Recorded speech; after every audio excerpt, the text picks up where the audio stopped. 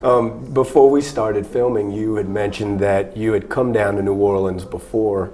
Oh, I played shows here either with my own project or with other people. Well, I was going to ask, what was the chronology from you leaving Ohio? Did you go to Japan first, or did you come down to New Orleans? Japan first, but my 4.5 years in Japan weren't totally just 4.5 years just there. It was a year or a year and a half stint and then back, and then a 2-year stint and then back, and then on and off, back and forth. And in between there, I'd usually do my own stuff when I was here. And I've come here a few times, but it was for the larger venues or with someone else. And when you're not a local here, it feels different. Sure. It feels completely different because you have your big show and your traveling show, so you usually get a bigger venue and you get a better pay, and it just.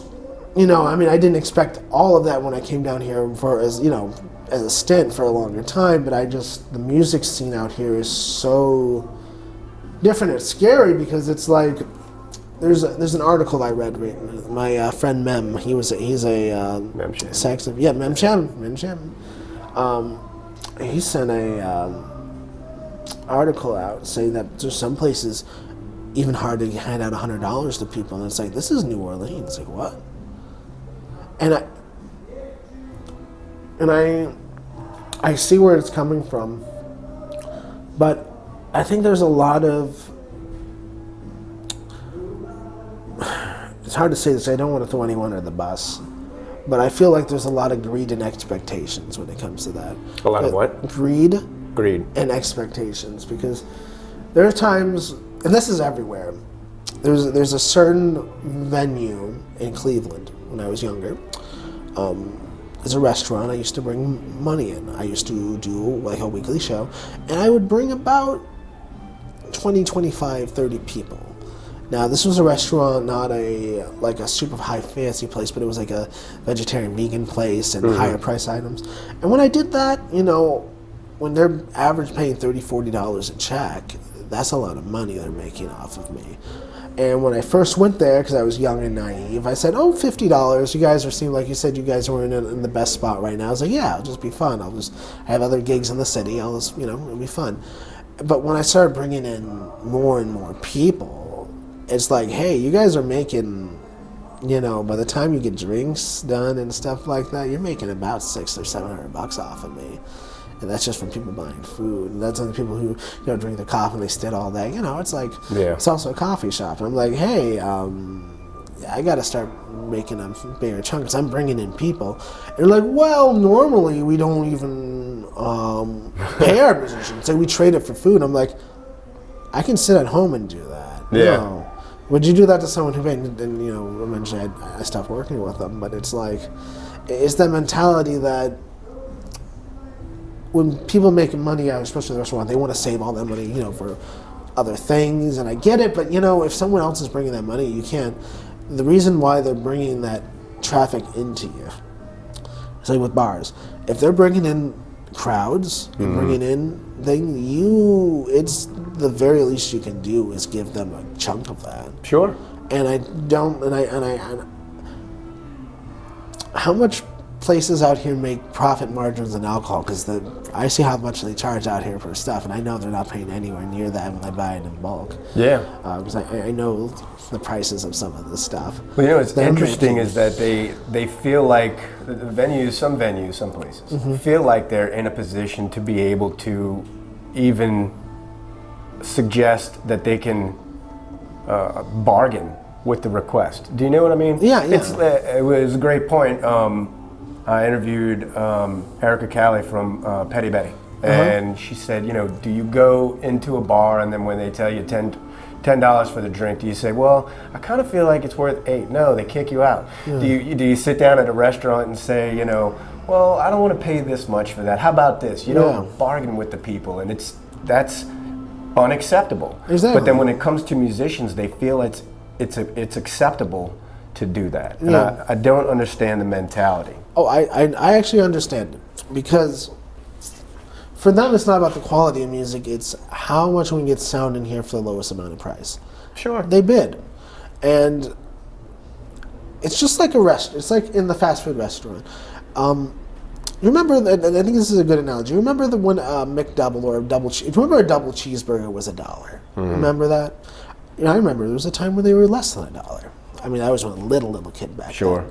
But I was born in '93. Mm-hmm. So remember when there was? Actually, I think a better one. Remember when the Big and Tasty was on the dollar? Yes. Yeah.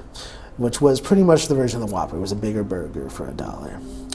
And then they went with the double cheeseburger because they feel like, well, we're spending too much money on this and we're not getting enough margin even though they're making money. So we're going to make a smaller burger.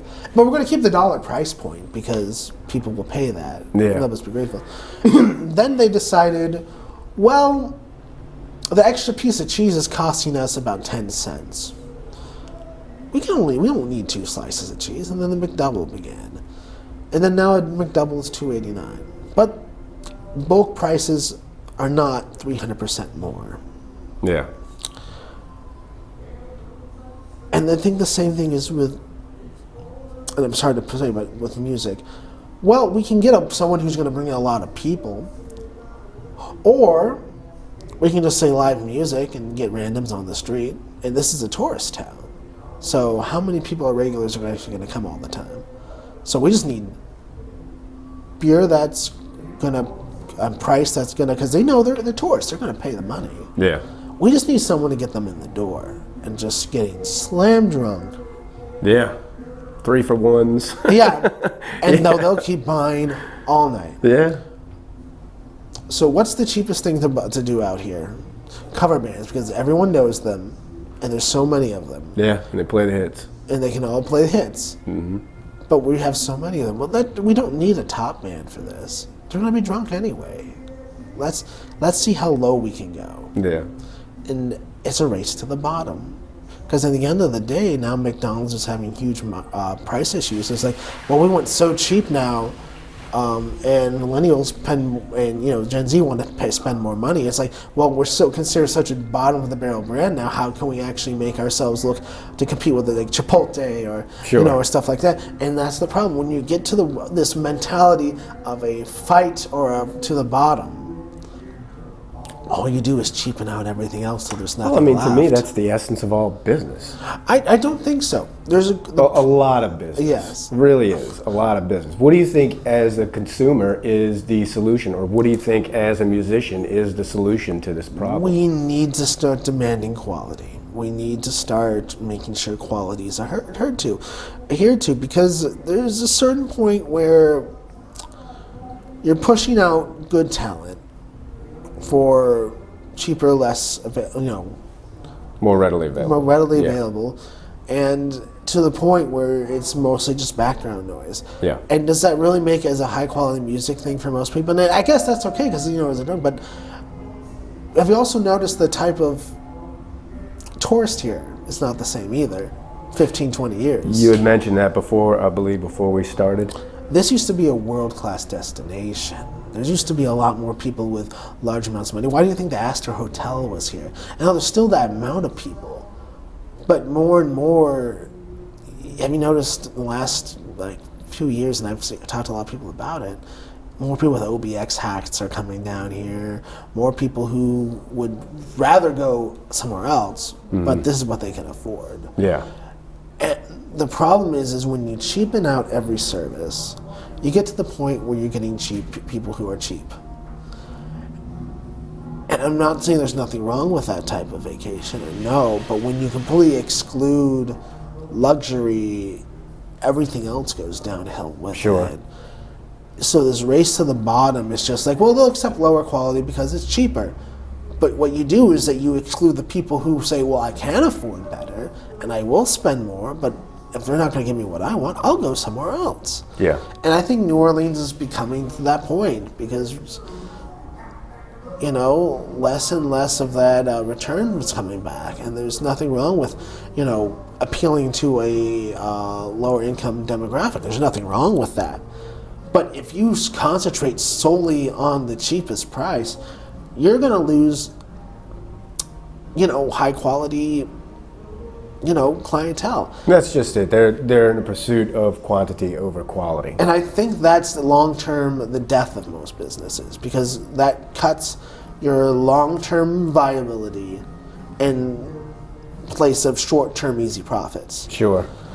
I wouldn't think there's much return business in it either. Oh yeah, and like I said, I know this is someone who plays a lot of weddings and stuff. There's a certain price point of weddings I don't even touch anymore because I know it's going to be a nightmare. Yeah. Because it's like I always made the joke. There's the difference between a $500 client and a $50,000 client. One will bug you for everything and get every little thing of their money, every little penny out. They will change plans at the last minute. They will expect you top business. And the other one will pay you $50,000 and say, thank you for your business, here's your money. Yeah. That's funny, huh? It's the reality of the world. Yeah. We put short-term ease. And I think that's just the basic a lot of people want. People want to do things the easy way. Sure. And I don't think... I know this brings in some moral and questionable idea, but I know this is turning less than music, more of a philosophical idea of what people should or should be. I just don't think always going for the path of least resistance there's a time where you should go with the flow. There's nothing wrong with that. But there's also times where you gotta be like, are we going with the flow or are we just being lazy here? And we're being cheap. Well, anything that will encourage someone to be indiscriminate, I don't think it's healthy because it's brainless. It's too easy. Exactly. To not pay attention to things. It's too easy to, like you said, they'll have background music instead of the event being focused on the entertainment, and so everybody can get smashed, When you were traveling, I'm guessing you enjoyed more discriminate crowds. Yes. Overseas. Yes. Even out here, when you're a touring act, you get usually the more like, oh, this guy's coming all the way out here to do something. Yeah, I mean it's always been like that. You got to leave here to come back here to get paid here. Exactly, and that's one thing I realized, and that's pretty much everywhere. The best way to see, that's why it was like before the pandemic, I was on the road sometimes 250, 300 days a year, and I'm like, that's great, but out here, it's like, and I think it's not just here that's the problem, because everyone's, New Orleans is like this. No, I think that's a bigger problem in the United States right now. We've come to the point where years of trying to get to the bottom barrel of anything has reduced so much of cultural or of ideology or identity into a cheap commercial product that people feel they've lost the value. Well, I mean, there's economic pressures nationwide that we all endure. So Exactly. I think it becomes almost a necessity to stay competitive. Oh, there's nothing wrong with competition. Competition's great. Yeah. But I also think that competition, while reducing profit margins to the point where you're only getting the lowest margin at that point. Sure. Is that really competition, or is that just how long do you want people to start bleeding? Or what happens is, like when I was in Cleveland, I never stayed in Cleveland, and I went to visit all the time. Almost every musician, even the good ones out there, had 2 or 3 other jobs. And I'm like what? Yeah. Like how and what? Like, well, no. This is your job. This is. They should pay bills. You should buy anything. I mean, I'm not trying to be rude, but this is a legitimate career. Sure. And people don't. And a lot of people realize it. But when you get to places where, especially with there's less economic development, people don't see that as that. But then again, that just comes to the point of how cheap we can get people to do things. Sure. And I think long term, that's a plague. And it's not just in music, it's everything. Because if you go too cheap, you're not going to get anything you want. You just erase the bomb where we have people working 2 or 3 jobs just to afford a single apartment. Absolutely. And food and rent. And it's like, and they're like, this happened because this is because of that race to the bottom. Yeah. We went so cheap that we've tried to outpace the cost of living by taking shortcuts. Sure. And the problem is entire societies fall because of that.